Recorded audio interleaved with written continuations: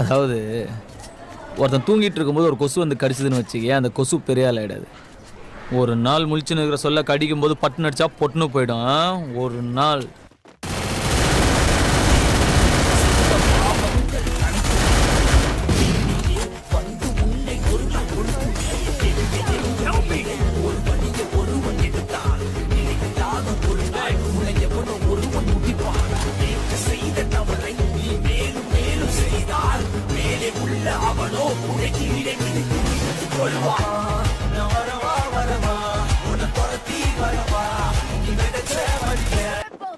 பத்து வருஷம் உள்ள இருந்தேன்னு மட்டும்தானே சார் தெரியும்.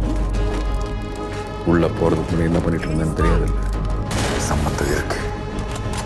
அவன் பேரு டெல்லி.